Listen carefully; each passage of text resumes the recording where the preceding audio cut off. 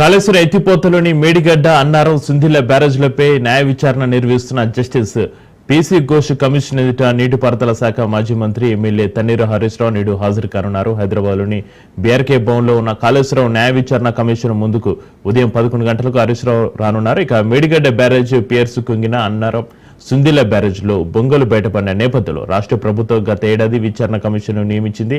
ఇప్పటి వరకు పలువురు అధికారులు, విశ్రాంత అధికారులను విచారించిన కమిషన్ నాటి ప్రభుత్వంలో కీలకమైన కేసీఆర్, హరీష్ రావు, ఈటల రాజేందర్లను విచారణకు హాజరు కావాలని ఇటీవల నోటీసులు జారీ చేసింది. తాజాగా మల్కాజ్గిరి ఎంపీ ఈటల రాజేందర్ను కమిషన్ విచారించింది. 11న మాజీ సీఎం కేసీఆర్ హాజరు కావాల్సి ఉంది. ఇవాళ హరీష్ రావు విచారణకు హాజరు కానున్న నేపథ్యంలో కమిషన్ కార్యాలయం ప్రాంతంలో భారీ బందోబస్తు పటిష్టం చేశారు.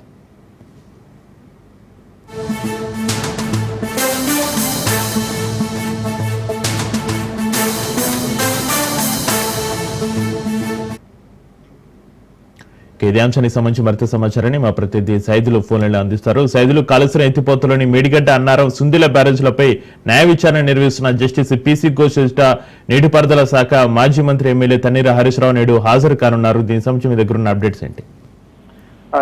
చక్రి, ఈ రోజు కాళేశ్వరం కమిషన్ ఎదుట ఉదయం 11 గంటలకు మాజీ మంత్రి హరీష్ రావు హాజరు కానున్నారు. అయితే కాళేశ్వరం కమిషన్ సంబంధించినటువంటి ప్రశ్నలు అడిగేదానికి కూడా హరీష్ రావు ఇప్పటికే సన్నద్ధమయ్యారు. ఏ ప్రశ్న అడిగినా కూడా నేను సమాధానం చెప్పేందుకు సిద్ధంగా ఉన్నానంటూ కూడా ఆయన గతంలోనే చెప్పారు. సో ఇప్పుడు ఈ మధ్య కాలంలో చూసాం, కాళేశ్వరం ప్రాజెక్టు గొప్పతనం ఏంటో అని చెప్పేసి కూడా ఆయన power point presentation Telangana Bhavan లో ఇచ్చారు. సో అది ఖచ్చితంగా కమిషన్ ఎదుట హాజరయ్యి కాళేశ్వరం ప్రాజెక్టు గొప్పతనాన్ని నేను ఖచ్చితంగా చెప్తానని చెప్పేసి కూడా ఆయన ధీమా వ్యక్తం చేశారు. సో దానిలో భాగంగా ఈ రోజు ఉదయం 11 గంటలకు బీఆర్కే భవన్ లో ఉన్నటువంటి కాళేశ్వరం కమిషన్ కార్యాలయం లోపల ఎదుట పీసీ ఘోష్ ముందు ఆయన విచారణకు హాజరు కాబోతున్నారు. పీసీ ఘోష్ అడిగే ప్రశ్నలకు ఆయన సమాధానం కూడా చెప్పబోతున్నారు. అయితే చూడాలి మరి ఎంతసేపు మాజీ మంత్రి హరీష్ రావుని పీసీ ఘోష్ విచారిస్తారు అనేది కూడా మనకి తెలియాల్సింది. ఎందుకంటే ఇంతకుముందు కొంతమంది ఇంజనీర్లను విచారించినప్పుడు దాదాపుగా 4-5 గంటలు, లేకపోతే కొంతమంది 8 గంటలు కూడా విచారించిన సందర్భం అందరికీ తెలిసిన విషయమే. కాకపోతే ఈటెల రాజేందర్ని కూడా గంటన్నర పాటు మాత్రమే పీసీ ఘోష్ విచారించారు. సో దానిలో భాగంగా అప్పుడు ఇరిగేషన్ శాఖ మంత్రిగా పనిచేసినటువంటి హరీష్ రావు చాలా కీలకంగా ఉన్నట్టుగా కూడా మనకి సమాచారం. కాబట్టి అంటే ఏంటి ఈ ప్రాజెక్ట్ లో, సో దానిలో భాగంగా ఆయన ఈ రోజు మరి పీసీ ఘోష్ ఎంతసేపు విచారణ చేస్తారు ఏంటన్నది కూడా మనకైతే తెలియాల్సింది. ఆయన మాత్రమైతే ఉదయం 11 గంటలకు కాళేశ్వరం కమిషన్ ఎదుట హాజరు అవుతానని చెప్పేసి కూడా ఆయన చెప్పారు. సో ఇక దానిలో భాగంగా చూస్తే మాత్రం కీలకమైన ఇద్దరు, అంటే హరీష్ రావుని ఈ రోజు విచారణ చేస్తే ఇక 11వ తారీఖు రోజు మాజీ ముఖ్యమంత్రి కేసీఆర్ ని విచారించనున్నారు. వీళ్ళిద్దరు విచారణ పూర్తితో దాదాపుగా ఈ కాళేశ్వరం కమిషన్ పైన ఈ ప్రభుత్వం, అంటే కాంగ్రెస్ పార్టీ అధికారంలోకి వచ్చిన తర్వాత ఏర్పాటు చేసినటువంటి కాళేశ్వరం కమిషన్ దాదాపుగా ఈ యొక్క అవినీతి జరిగిందని చెప్పేసి కాంగ్రెస్ ప్రభుత్వం అధికారంలోకి వచ్చిన తర్వాత కమిషన్ ఏర్పాటు చేసింది. సో ఒక నివేదిక కూడా దాదాపు సిద్ధం చేసింది. దానిలో భాగంగా కీలకంగా ఉన్నటువంటి ముగ్గురు విచారణ చేస్తే పూర్తి అవుతుందని చెప్పేసి కూడా చెప్పారు. అందులో భాగంగా ఈటెల రాజేందర్ని విచారణ పూర్తయింది. ఈ రోజు మాజీ మంత్రి హరీష్ రావు విచారణ పూర్తవుతుంది. సో ఇక 11వ తారీఖు రోజు కేసీఆర్ విచారణ కూడా పూర్తవుతుంది. పూర్తయిన తర్వాత ఒక నివేదిక కూడా సిద్ధం చేసి ప్రభుత్వానికి పీసీ ఘోష్ ఇవ్వనున్నారు. చూడాలి మరి ఆయన ఏమి ఇస్తారు ఏంటనేది కూడా మన తర్వాత తెలుస్తుంది. ప్రస్తుతం అయితే మాత్రం కాళేశ్వరం కమిషన్ గొప్పతనం ఏంటి, కాళేశ్వరం ప్రాజెక్టు నిర్మించిన తర్వాత తెలంగాణ గతంలో ఏ విధంగా ఎడారిగా ఉన్నది, తర్వాత ప్రస్తుతం ఇప్పుడు ఏ విధంగా ఉంది, కాళేశ్వరం ప్రాజెక్టు కట్టిన తర్వాత పెద్ద ఎత్తున నీళ్లని మేము సాగునీటికి ఇచ్చిన తర్వాత మన దేశంలోనే పంజాబ్ను తలదనే విధంగా వరి ధాన్యం ఉత్పత్తి ఏ విధంగా జరిగింది ఏంటి, 2014లో మేము అంటే బీఆర్ఎస్ పార్టీ అధికారంలోకి వచ్చిన తర్వాత అప్పుడు మహారాష్ట్ర ప్రభుత్వంతో ఒప్పందం ఏ విధంగా చేసుకున్నాము. సో ఒప్పందంలో భాగంగా కాళేశ్వరం ప్రాజెక్టు ఎంత ఎత్తులో నిర్మించాలనుకున్నాము, దాని ద్వారా బ్యారేజ్లు ఏ విధంగా నిర్మించాలనుకున్నాము అనే దానిపైన కూడా స్పష్టంగా ఈ రోజు హరీష్ రావు కాళేశ్వరం కమిషన్ విచారణకు హాజరైన తర్వాత అని చెప్పే అవకాశం కనిపిస్తుంది. దాని తర్వాత కాళేశ్వరం కమిషన్ అంటే ఒక మేడిగడ్డ మాత్రమే కాదని చెప్పేసి పదే హరీష్ రావు కూడా గతంలో చెప్పారు, ఇప్పుడు చెప్తున్నారు. సో అది కూడా చెప్పే అవకాశం కూడా కనిపిస్తుంది. అంటే ఏంటి, కాళేశ్వరం ప్రాజెక్ట్ అంటే మేడిగడ్డలో ఒక 2 పియర్స్ మాత్రమే కుంగిపోయాయి. అంతేగాని కాళేశ్వరం ప్రాజెక్టు మొత్తం కుప్పకూలిపోయినట్టు కాదు. ఓన్లీ మేడిగడ్డల్లో 2 పియర్స్ మాత్రమే కుంగిపోయాయి. అది రిపేర్ చేసే అవకాశం కూడా ఉంటుంది, కానీ చేయకుండా ప్రభుత్వం నిర్లక్ష్యం చేస్తుంది. అంటే ఇప్పుడు వచ్చినటువంటి కాంగ్రెస్ ప్రభుత్వం. దాని తర్వాత ఇక అన్నారం సుందిల్ల బ్యారేజీలు కూడా అవి చాలా స్ట్రాంగ్ గా నిర్మించాము. సో అది ఇసుక టెస్ట్ కూడా చేసి నిర్మించాము. ఎక్కడ కూడా మేము నిబంధనలు పాటించకుండా ఈ యొక్క 3 బ్యారేజీలను మేము ఇక్కడ నిర్మించలేదు. సో అన్ని కేంద్ర ప్రభుత్వానికి సంబంధించినటువంటి పర్మిషన్ తీసుకున్నాము. దాని తర్వాత టెస్టులు ఏమేమి టెస్టులు చేయాలి, ఒక ప్రాజెక్ట్ నిర్మించాలంటే ఆ టెస్టులన్నీ కూడా మేము తీసుకున్నాము. తీసుకున్న తర్వాత చేసిన తర్వాతనే అవి బ్యారేజీలు నిర్మించాము అనే విషయాన్ని కూడా ఈ రోజు పీసీ ఘోష్ ముందు మాజీ మంత్రి హరీష్ రావు చెప్పే అవకాశం కనిపిస్తుంది. ఎందుకంటే ప్రభుత్వం మాత్రం ఒకటే చెప్తుంది, చక్రి అంటే మేడిగడ్డ, అన్నారం, సుందిల్ల ఈ 3 బ్యారేజీలు ఏవైతే ఉన్నాయో ఆ 3 బ్యారేజీలు కూడా ఖచ్చితంగా అవి పూర్తిగా కుంగిపోయాయి. అంటే అవి అసలు మేడిగడ్డ కుంగిపోయింది, అసలు అన్నారం, సుందిల్ల అసలు దేనికి ఉపయోగపడకుండా పోయింది అనేది కూడా ప్రభుత్వం చెప్తూ వస్తుంది. కాబట్టి సో ఈ రోజు పీసీ ఘోష్ ముందు మాజీ మంత్రి హరీష్ రావు విచారణకు హాజరైన తర్వాత అవి గొప్పతనం ఏంటి, అసలు మేడిగడ్డ కానీ అన్నారం కానీ సుందిల్ల బ్యారేజీలకు సంబంధించినటువంటి గొప్పతనం ఏంటి. సో అవి ఒకవేళ మేడిగడ్డలో 2 పియర్స్ కుంగితే పూర్తిగా కాళేశ్వరం ప్రాజెక్టు కుప్పకూలిపోయిందని చెప్పేసి కాంగ్రెస్ ప్రభుత్వం చెప్తున్నటువంటి మాటలకు సంబంధించి ఆయన గట్టి సమాధానం కూడా చెప్పే అవకాశం ఉంది. మరి ఇక పీసీ ఘోష్ కూడా ఏ ప్రశ్న అడిగే అవకాశం ఉంది ఏంటనేది కూడా తెలియాల్సింది. ఉదయం 11 గంటలకు మాత్రం మాజీ మంత్రి హరీష్ రావు తన నివాసం కోకాపేట నుంచి నేరుగా బీఆర్కే భవన్కి వెళ్తారు. వెళ్ళిన తర్వాత కమిషన్ ముందు హాజరై ఆయన కమిషన్ అడిగే ప్రశ్నలు అన్నిటి కూడా సమాధానం చెప్పేందుకు సిద్ధంగా ఉన్నారు. ఇప్పటికే ఈ రోజు మాజీ మంత్రి హరీష్ రావు విచారణకు హాజరవుతున్న సంబంధంలో బీఆర్కే భవన్ వద్ద కూడా భారీ బందోబస్తు ఏర్పాటు చేశారు. Chakri. Right, thank you Saidulu.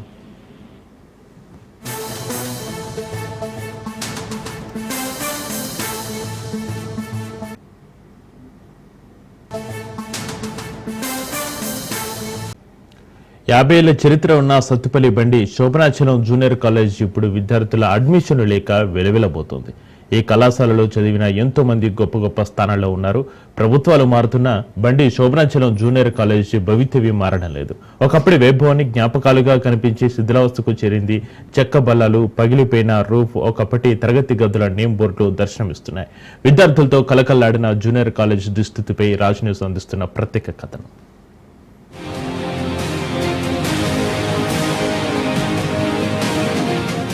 సత్తుపల్లిలో బండి శోచనాచలం జూనియర్ కళాశాల అంటే ఖమ్మం జిల్లాలో తెలియని వారు ఉండరు. ఈ కళాశాలలో చదివిన ఎంతో మంది విద్యార్థులు గొప్ప గొప్ప స్థాయిల్లో ఉన్నారు. ఎంపీ బండి పార్థసారథి రెడ్డితో పాటు ఎంతో మంది ఐఏఎస్, ఐపీఎస్ లు విధులు నిర్వహిస్తున్న వారు ఈ కళాశాలలో విద్యను అభ్యసించిన వారే. ఎంతో విశిష్టత ఉన్న సత్తుపల్లి బండి శోచనాచలం కళాశాల నేడు అడ్మిషన్లు లేక వెలవెలబోతోంది.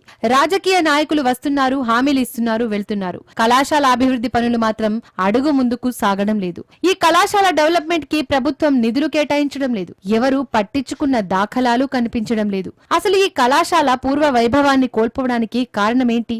ఈ కళాశాలలో చేరేందుకు విద్యార్థులు ఎందుకు ముందుకు రావడం లేదు?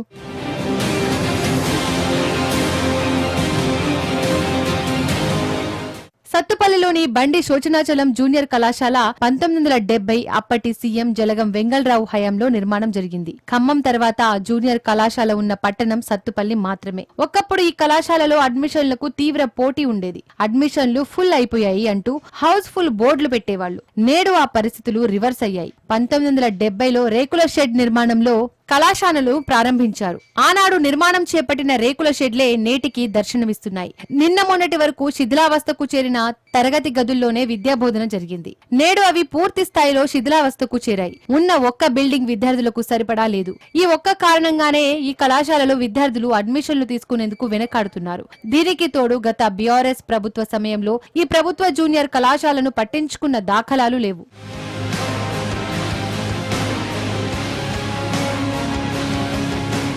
ప్రైవేట్ కళాశాలలు పెరగడంతో బండి శోచనాచలం జూనియర్ కళాశాల పరిస్థితి దుర్భరంగా మారింది. ప్రధానంగా కళాశాలలో సిబ్బంది కొరత కారణంగా గతంలో టెక్నికల్, వొకేషనల్ కోర్సులను తొలగించారు. ఎంపీసీ, బైపీసీ, సిఈసీ, హెచ్ఈసీ కోర్సులు మాత్రమే ఉండడంతో విద్యార్థులు అడ్మిషన్లకు ఆసక్తి చూపడం లేదు. దీనికి తోడు ప్రైవేట్ కళాశాలల ఉచిత ఆఫర్లు అనౌన్స్ చేస్తూ ప్రచారాలు నిర్వహించుకోవడం, ప్రభుత్వాల నుండి ప్రోత్సాహం లేకపోవడం కూడా ఒక కారణం. సత్తుపల్లి పట్టణంలో సింగరేణి సిరుల తల్లి కోట్ల రూపాయలు లాభాలు వస్తున్నప్పటికీ విద్యకు కనీస బడ్జెట్ కేటాయింపులు జరగడం లేదని పలువురు విమర్శిస్తున్నారు. ఈ కళాశాల ఎంతో మందికి విద్యను అందించిన గొప్ప విద్యా సంస్థ. ఎంతోమంది గొప్ప మేధావులు ఇక్కడ చదువుకున్నారు. ఎంతోమంది అభివృద్ధి చెందారు ఇక్కడ ఈ కళాశాలలో. అయితే ఈ కళాశాల ప్రస్తుత స్థితి దీనావస్థలో ఉంది, పూర్తిగా కూలిపోయే స్థితిలో ఉన్నది. ముఖ్యంగా షెడ్లు ఇప్పుడు 1970లో నిర్మాణమైనటువంటి షెడ్లన్నీ కూలిపోయే స్థితిలో ఉన్నాయి. కాబట్టి దయచేసి తప్పనిసరిగా కొత్త భవనాలు నిర్మించవలసిన కోరుతున్నాను. అదేవిధంగా కళాశాలలో వొకేషనల్ లెక్చరర్స్ కొరత కూడా ఎక్కువగా ఉంది. ముఖ్యంగా ఇన్ఫ్రాస్ట్రక్చర్ బెంచ్లు కూడా కొరతగా ఉంది. కాబట్టి మరి ప్రభుత్వ అధికారులు కానీ గ్రామ పెద్దలు కానీ కోరేది ఏంటంటే తప్పనిసరిగా ఈ కళాశాల నూతన భవనం నిర్మించవలసింది కోరుతున్నాను. రాజకీయ పార్టీలకు సత్తుపల్లి బండి శోచనాచలం కళాశాల మంచి అవకాశంగా ఉపయోగపడుతోంది. ప్రతిసారి ఎన్నికలు వచ్చిన సమయంలో కళాశాల డెవలప్మెంట్ చేస్తామని స్థానిక మేనిఫెస్టోలో పెట్టడం పరిపాటిగా మారింది. గత అసెంబ్లీ ఎన్నికల సమయంలో పూర్వ విద్యార్థి ఎంపీ బండి పార్థసారథి రెడ్డి కళాశాల నిర్మాణం చేస్తామని హామీలిచ్చారు. ప్రభుత్వ నిధులతో సంబంధం లేకుండా నిర్మాణం చేపడతానంటూ హామీ ఇచ్చారు. కానీ తన సొంత గ్రామమైన కందుకూరులో ప్రభుత్వ జూనియర్ కళాశాల నిర్మించి సత్తుపల్లి పట్టణంలో నిర్మించాల్సిన కాలేజ్ ను గాలి కొదిలేశారు. వరుసగా 3 పర్యాయాలు సత్తుపల్లి ఎమ్మెల్యేగా పనిచేసిన సండ్ర వెంకట వీరయ్య సైతం ఈ కళాశాల అభివృద్ధిని పట్టించుకోలేదనే విమర్శలు వినిపిస్తున్నాయి. ప్రస్తుతం ఈ కళాశాల భవన నిర్మాణం విషయంలో స్థానిక ఎమ్మెల్యే రాఘమయ్యి దయానంద్ ప్రత్యేక చొరవ తీసుకుని నిధులు కేటాయించి నిర్మాణ బాధ్యతలు నాది అంటూ హామీ ఇచ్చారు. అది ఎంతవరకు జరుగుతుందో వేచి చూడాల్సి ఉంది. గత ప్రభుత్వం విద్యను ఏదైతే ఉందో పట్టించుకోకపోవడం వల్ల, ప్రైవేటు విద్యా సంస్థలను ప్రోత్సహించడం వల్ల ఈరోజు ఈ ప్రభుత్వ బండి శోభనాశీలం ప్రభుత్వ జూనియర్ కళాశాల ఇవాళ అనేక రకాలుగా నిధులేంతో కొనరిల్లుతున్నటువంటి పరిస్థితి కనబడతా ఉంది. ఇప్పుడు కొత్తగా వచ్చినటువంటి ప్రభుత్వం ఈ యొక్క కాలేజీకి నిధులు కేటాయించామని చెప్పారు. కానీ ఇంతవరకు పనులు ప్రారంభం కాలేదు. విద్యా సంవత్సరం ప్రారంభం అవుతూ ఉంది. కాబట్టి ప్రభుత్వం అదేవిధంగా స్థానిక ఎమ్మెల్యే గారు జోక్యం చేసుకుని ఇక్కడ నిర్మాణాలు చేపట్టి సత్తుపల్లి పట్టణం చుట్టుపక్కల సుమారు 25 కిలోమీటర్ల నుండి టౌన్ కి వస్తూ ఉంటారు. సత్తుపల్లికి చుట్టుపక్కలన్నీ గిరిజన గ్రామాలే ఉన్నాయి. విద్యార్థులు ఉన్నత చదువుకులు చదువుకోవాలంటే సత్తుపల్లిలో ఉన్న కళాశాలలే ప్రత్యామ్నాయ మార్గంగా ఉంది. రోజు సత్తుపల్లికి ఎంతో మంది విద్యార్థులు చదువుకోవడానికి వస్తున్నారంటే విద్యాలయాలు ఎంత అవసరమో అర్థమవుతోంది. ప్రభుత్వం స్పందించి ఇప్పటికైనా ఈ కళాశాలకు పునర్వైభవాన్ని తీసుకొచ్చేందుకు కృషి చేయాలని ప్రజా సంఘాలు, విద్యార్థి సంఘాలు కోరుతున్నాయి.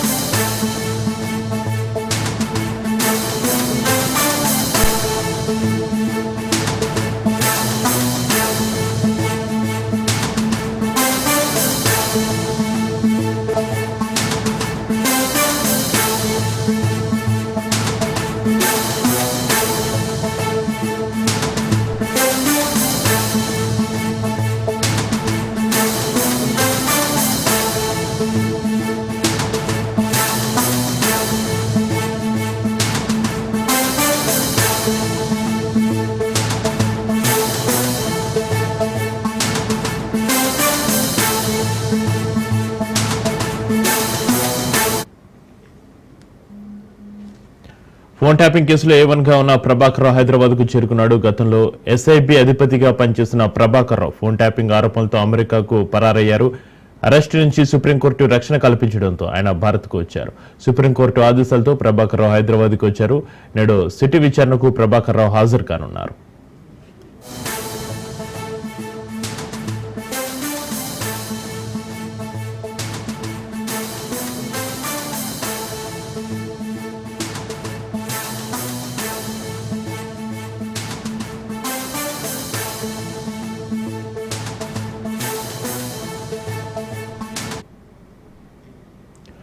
ఫోన్ ట్యాపింగ్ కేసులో A1 గా ఉన్న ప్రభాకర్ రావు హైదరాబాద్ కు చేరుకున్నాడు. గతంలో SIB అధిపతిగా పనిచేస్తున్న ప్రభాకర్ రావు ఫోన్ ట్యాపింగ్ ఆరోపణలతో అమెరికాకు పరారయ్యారు. అరెస్టు నుంచి సుప్రీంకోర్టు రక్షణ కల్పించడంతో ఆయన భారత్ కు వచ్చారు. సుప్రీంకోర్టు ఆదేశాలతో ప్రభాకర్ రావు హైదరాబాద్ కు వచ్చారు. నేడు సిటీ విచారణకు ప్రభాకర్ రావు హాజరు కానున్నారు.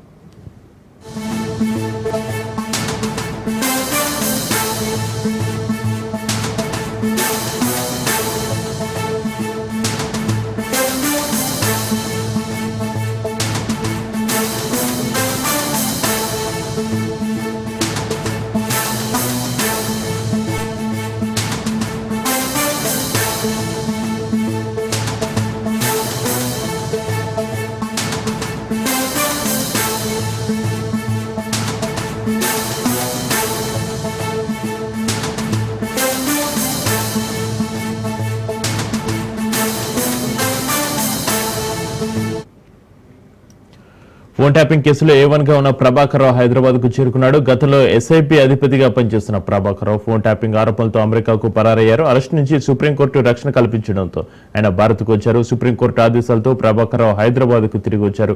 దీనికి సంబంధించి మరింత సమాచారాన్ని మా ప్రతినిధి రత్నకుమార్ ఫోన్ లైన్ అందిస్తారు. Ratnakumar,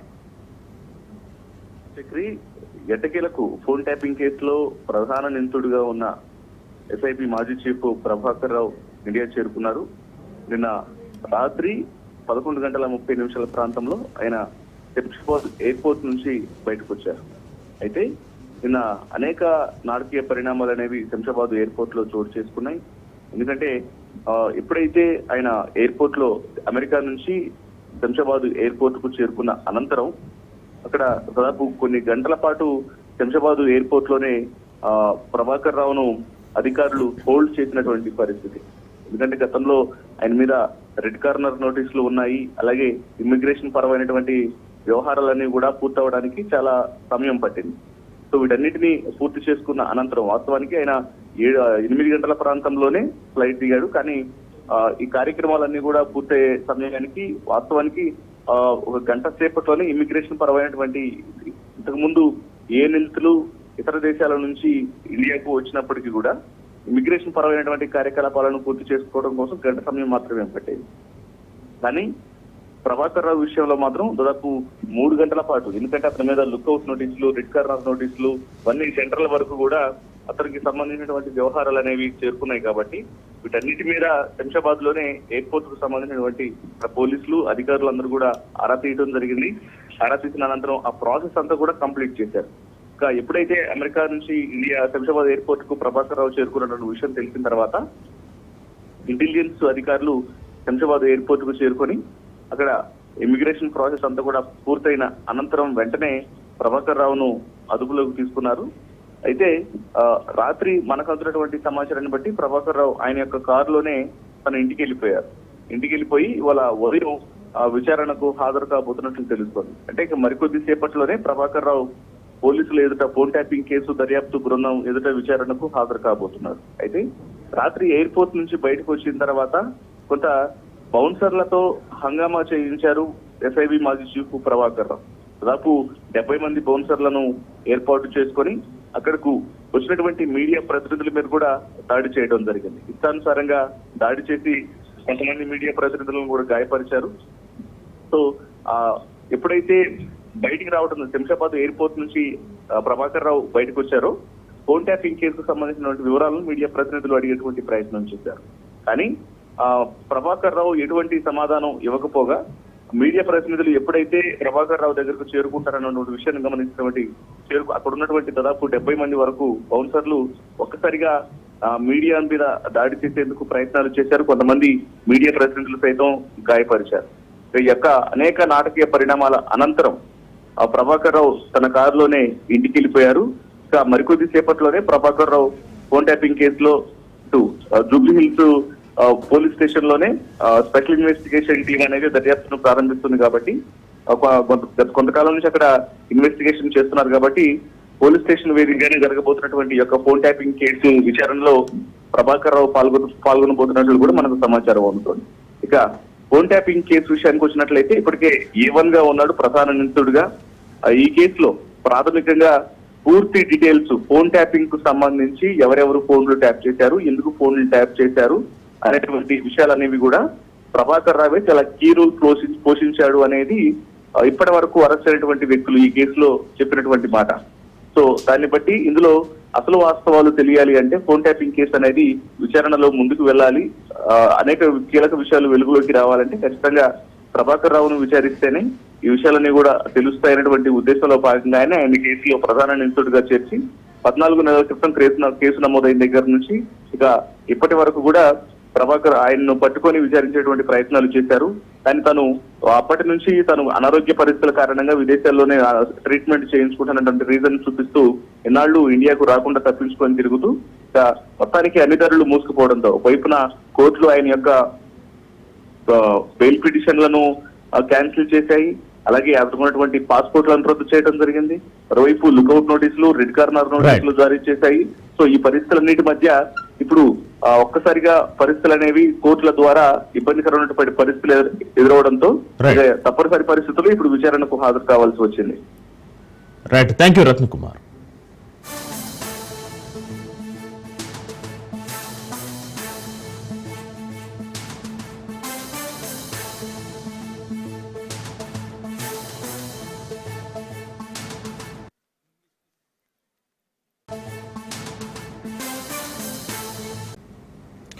Telangana film chamber of commerce TFCC అధ్యక్ష పదవికి ప్రముఖ నిర్మాత డిస్ట్రిబ్యూటర్ సునీల్ నారాంగ్ రాజీనామా చేశారు. అధ్యక్షుడిగా ఎన్నికై బాధ్యతలు స్వీకరించిన 24 గంటలు గడవక ముందే ఆయన ఈ నిర్ణయం తీసుకోవడం తెలుగు సినీ పరిశ్రమలో చర్చనీయాంశంగా మారింది.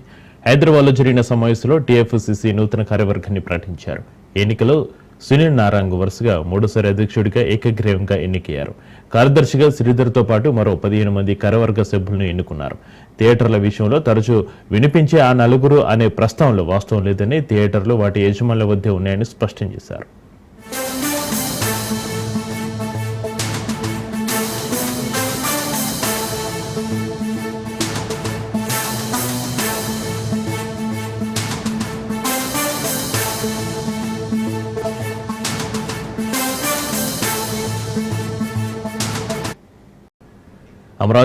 అమరావతి మహిళల కోసం మాట్లాడిన మాటలు సభ్య సమాజం సిగ్గుతో తలదించుకునేలా ఉందన్నారు మంత్రి వంగలపూడి అనిత. అమరావతి అంటే జగన్ కు అక్కసు అని, అమరావతిని కమరావతి అని విమర్శలు చేశారని గుర్తు చేశారు ఆమె. అమరావతి అంటే కొన్ని వేల మంది రైతుల త్యాగమని, అమరావతి కోసం 275 మంది ఆత్మహత్య చేసుకున్నారన్నారు. అమరావతి రైతులు కట్టుకొచ్చిన చీరల కోసం నీచంగా మాట్లాడతారని మండిపడ్డారు. అమరావతి మహిళలు నీచంగా మాట్లాడారని, ఈ రాష్ట్రంలో పెట్టుబడులు పెట్టేవారు వెనక్కి వెళ్ళిపోయారన్నారు. ఈ రోజు సాక్షి పేపర్ ఎవరిదో మనందరికీ తెలుసు. సాక్షాత్తు ఎక్స్ సీఎం మా పులివెందుల ఎమ్మెల్యే జగన్మోహన్ రెడ్డి గారు, వాళ్ళ భార్య భారతి రెడ్డి గారు. సో అక్కడ కూర్చొని అమరావతి గురించి అలాంటి మాటలు మాట్లాడడం నాకు తెలిసి వైసీపీ వాళ్ళు కూడా హర్షించకూడదు, వాళ్ళు కూడా ఎట్టి పరిస్థితుల్లో యాక్సెప్ట్ చేయకూడదు.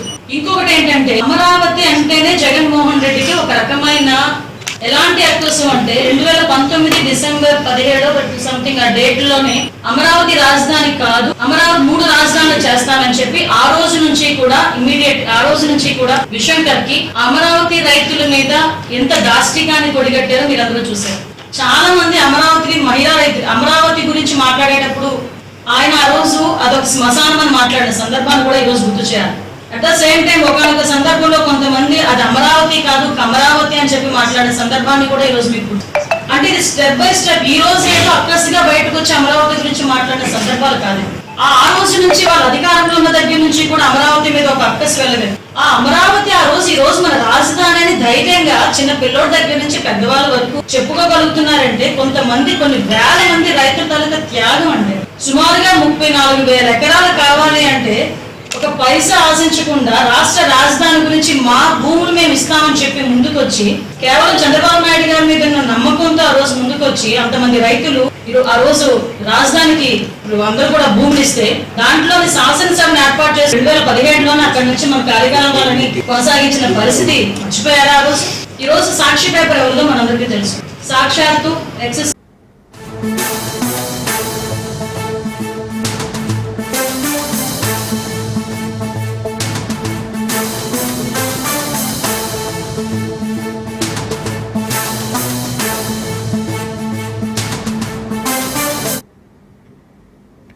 మరి కాసేపట్లో సీఎం రేవంత్ రెడ్డి ఢిల్లీకి వెళ్లనున్నారు. ఉదయం 10 గంటలకు శంషాబాద్ ఎయిర్పోర్ట్ నుంచి ఢిల్లీకి వెళ్లనున్నారు. అయితే 3 నూతన మంత్రులు ఎంపికైన సందర్భంగా వారికి కేటాయించాల్సిన శాఖలపై చర్చించనున్నట్లుగా తెలుస్తుంది. పార్టీ పదవులపైన సైతం చర్చించనున్నారు రేవంత్.